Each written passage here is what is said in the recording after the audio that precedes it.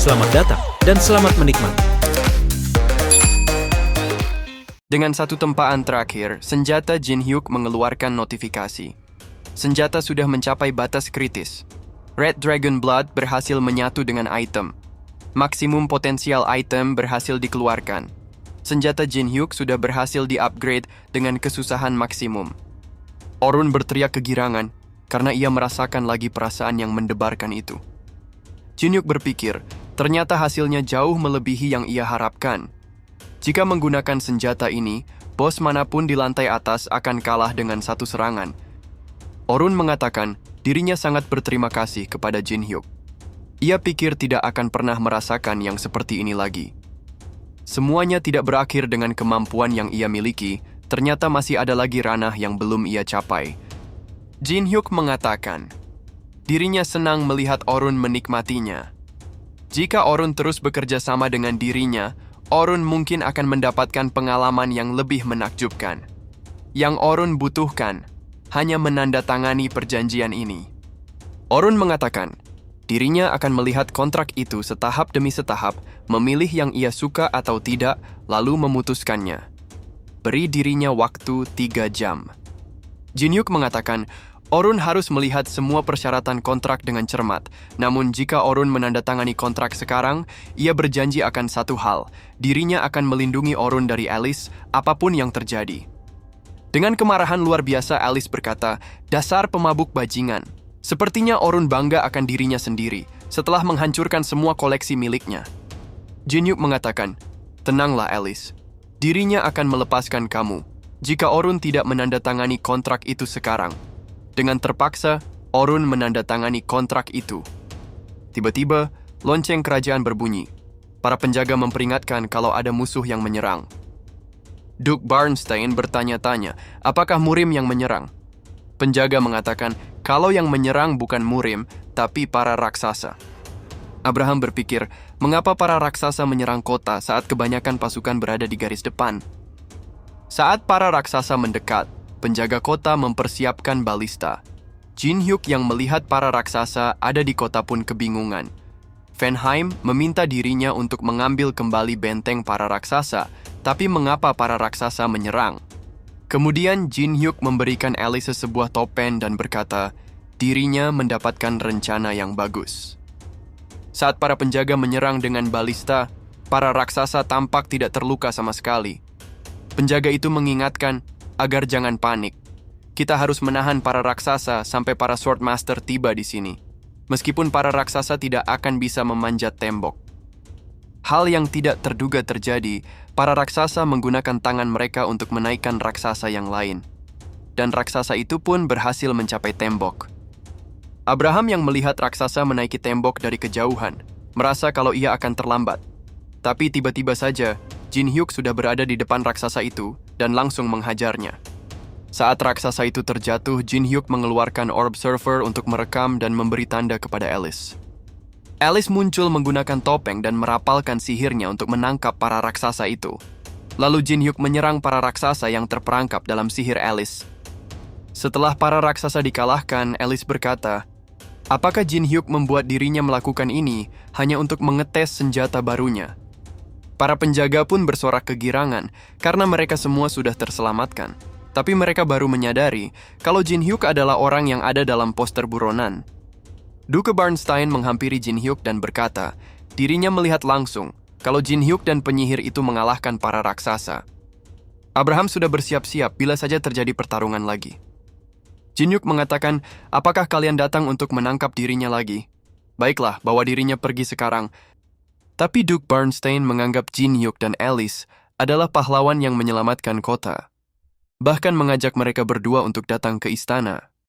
Duke Barnstein mengatakan, pahlawan yang melindungi Empire, dirinya menyambut kalian berdua di ibu kota Empire. Dirinya berbicara mewakili Empire, meminta maaf atas kejadian yang terjadi sebelumnya. Dengan adanya perang yang sedang berlanjut, keadaan sangat tegang belakangan ini. Jika saja kita tahu kemampuan kalian, kita pasti akan lebih cepat menerima kalian di sini. Kalian pasti kelelahan atas kesalahpahaman hari ini. Silahkan beristirahat, dan kita akan lanjutkan besok. Abraham berpikir, Jin Hyuk baru saja menjadi buronan beberapa jam yang lalu, tapi sekarang dia diperlakukan seperti pahlawan. Tiba-tiba Mackenzie muncul sambil menangis dan berkata, "Mengapa orang itu kembali lagi di sini?" Abraham mengatakan, dirinya sudah mengingatkan agar jangan datang ke sini. Bagaimana kalau kita pergi dan biarkan dirinya mentraktir Mackenzie minum-minum? Alice menikmati waktunya berendam sambil minum wine.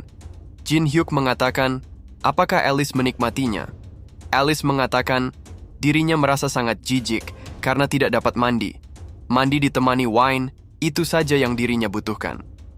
Jin Hyuk berpikir, dirinya membuat Alice seakan-akan sebagai penyihir yang menjadi rekannya, jadi Empire akan bersikap berbeda. Ditambah lagi, jika dirinya mengupload Alice sebagai unknown yang lain, orang-orang akan sangat tertarik. Saat dirinya mendapatkan koin, nama unknown akan semakin tersebar. Dan juga Duke Bernstein, berdasarkan apa yang ia baca dalam pikiran Arun, ternyata dialah mata-mata murim di dalam Empire. Dalam keadaan yang kacau seperti ini, dirinya tidak melihat ada keuntungan jika memberitahu Fenheim sekarang. Berdasarkan apa yang dilihatnya di dalam istana, sepertinya Duke Bernstein sudah mengambil alih ibu kota. Meskipun dirinya tahu siapa mata-mata itu, tidak banyak yang dirinya dapat lakukan. Terdengar suara ketukan dari depan pintu, yang ternyata Abraham masuk membawa wine di tangannya. Abraham mengatakan, anggap saja ini sebagai permintaan maaf atas kejadian sebelumnya. Mackenzie memberitahu dirinya, kalau dia tidak pernah dipermalukan seperti ini, semenjak menjadi Swordmaster. Selain itu, dari yang dirinya dengar, para player hanya sampai di lantai ke-10 sekarang. Jin Hyuk mengatakan, Fenheim yang mengundangnya kemari. Dia meminta bantuan untuk penyerangan ke Titan Fortress. Abraham mengatakan, Fenheim melakukan segala cara untuk membawa Jin Hyuk kemari, dan dia berhasil. Jin Hyuk mengatakan, dirinya di sini untuk membantu Empire. Tapi sepertinya Abraham tidak terlalu senang tentang itu. Abraham mengatakan, Fenheim selalu setia terhadap Empire, meskipun harus mempertaruhkan nyawanya. Sebagai Swordmaster, dirinya menghormati itu. Tapi sekarang, Empire mulai runtuh bersama Emperor Reinhardt. Meskipun Jin Hyuk menaklukkan Titan Fortress, jika kita tidak mempunyai pemimpin yang layak, semua itu tidak berarti apa-apa. Dan pada akhirnya, Murim akan menghancurkan Empire. Jin Hyuk mengatakan, apakah itu satu-satunya alasan Abraham berada di pihak Bernstein, sembari mengkhianati Emperor? Dirinya hanya ingin kita terbuka satu sama lain, dan bukan untuk mencari masalah. Dirinya paham betul, kalau prajurit dapat dikorbankan untuk kepentingan sebuah kerajaan. Abraham mengatakan, dirinya tahu kalau Jin Hyuk cepat tanggap, kalau begitu dirinya akan langsung kepada intinya. Ia dapat memberikan Jin Hyuk lebih dari apa yang Fenheim tawarkan. Jadi, apakah Jin Hyuk mau merebut Titan Fortress atas nama Duke? Keesokan paginya saat Jin Hyuk akan pergi bersama Alice, Duke Bernstein dan Abraham mengantar kepergian Jin Hyuk. Abraham mengatakan, apakah Duke berpikir kalau Jin Hyuk akan berada di pihak kita? Duke Bernstein mengatakan, sejujurnya, dirinya tidak peduli dengan apapun yang terjadi. Kirim pesan kepada kepala prajurit, gunakan Jin Hyuk sebanyak mungkin yang mereka bisa. Dan saat kesempatan muncul, curi benteng dari tangan Jin Hyuk. Jin Hyuk berpikir, apakah Abraham tahu kalau Duke Bernstein berada di pihak Murim? Alice bertanya, apakah Jin Hyuk benar-benar akan berada di pihak Duke Bernstein? Jin Hyuk mengatakan, tentu saja tidak. Pada saat ini, mungkin Duke Bernstein sedang tersenyum sendiri, memikirkan bagaimana dia akan menggunakan dirinya, lalu membuangnya sesuka hatinya. Mari pikirkan, apa yang akan kita lakukan sembari menuju Titan Fortress? Kita membutuhkan banyak informasi untuk melihat gambaran besarnya. Holy Kingdom of Sedes. Sesampainya Teresa di sana, para biarawati kebingungan dengan yang terjadi pada Teresa. Mereka melihat ada dark energy dalam tubuh Teresa, tapi sangat redup. Kedua energi itu seperti ikan yang berenang bersama di dalam suatu kolam. Muncul Bishop Sabina dan berkata, berdasarkan peraturan, semestinya kita harus membersihkan Teresa. Tapi, situasinya sangat sulit untuk diputuskan.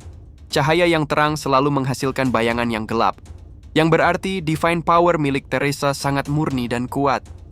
Jadi janganlah resah, Teresa. Saat berjalan keluar, Teresa memberitahu Sabina kalau dirinya datang untuk menyelidiki sesuatu. Sabina menunjuk ke arah Kasi dan Judro yang sedang bermain dengan alat-alat ibadah. Sabina bertanya, apakah Teresa yakin akan mengajak kedua anak bermasalah itu? Dirinya sangat sayang kepada Teresa, jadi ia mempercayainya. Tapi jika ia ingin meyakinkan yang lain untuk bergabung dengan penyelidikan Teresa, dirinya perlu alasan yang jelas. Teresa mengatakan ia mendapatkan informasi dari temannya yang terpercaya. Seseorang mempersiapkan bencana yang akan mengancam tempat ini, lantai ke-21. Jangan lupa untuk subscribe, komen, like, dan share-nya ya teman-teman, supaya tidak ketinggalan konten menarik Mimin selanjutnya. Thank you.